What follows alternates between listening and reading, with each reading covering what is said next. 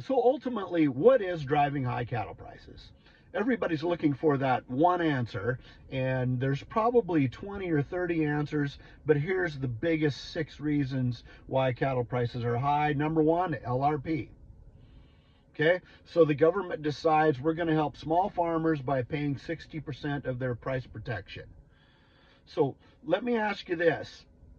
If the government said we are going to help small investors buy price protection on, say, Microsoft, what would that do to Microsoft? It'd go higher, right?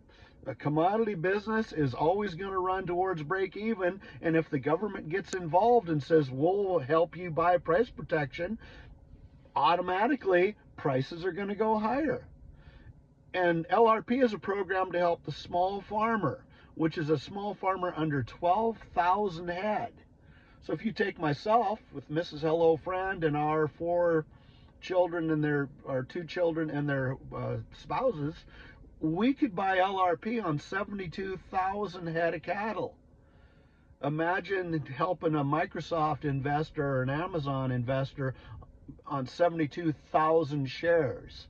So LRP has driven the price of cattle up. Number two, just inflation, right? Fuel's more expensive, bale wrap's more expensive, trucking, you name it, everything's gone up. So there is inflation. Number three, this has been going on forever, the aging out of the American farmer.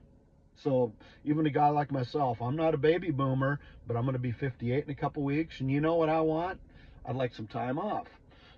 One way I pay my bills is I have no hired help. Last year, I think I fed cows 357 days out of 365. All my friends want to, go on a little vacation. We'd like to go on a little vacation. That's very hard to do when you have a small cattle holding. The aging out of the American farmer. Number four, government intervention, threats of intervention. So we saw this with mad cow. When they shut the border off, it devastated the Canadian cattle industry for years. And now we have, tariffs and green energy and all this bullshit. A lot of it is saber rattling, but it will increase the price. It's kind of like when we had a so-called tissue paper shortage, toilet paper shortage, right? All the toilet paper mills were still running, but the story was we're going to run out of toilet paper. People created a toilet paper scarcity by buying too much toilet paper, right? I mean, women had 120, 180 rolls of toilet paper. So, yes, government intervention and or threats of intervention. Number five, the corporate necessity to have uniformity. So let's use the 80,000 head feedlot.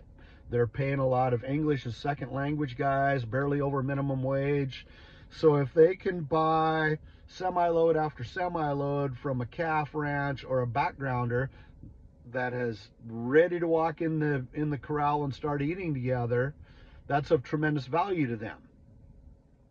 Versus the old way where you bought a semi-load, came and had 15 different owners. Some of those cattle had never seen people or hay or waterers or other cattle, right? And that's room where a guy like myself or AJ can fit in. We have the time and we have the animal husbandry to take those cattle, get them through that phase so that they can go to the big feedlots, walk in, go to work and start making money. That has raised the price. That's why you see these calf sales where they're selling the Holstein steers and the crossbreds for so much money. Those guys can buy 5, 10, 20 semi-loads of cattle, have them walk off, go to work and not have to dick around chasing stressed out calves. And then number 6, and to me this is the biggest, lack of cheaper protein. So historically, when beef price gets too high, the chicken guys and the pork guys, pork guys can up their inventory in 6 months. Chicken guys could up their inventory in 2 months.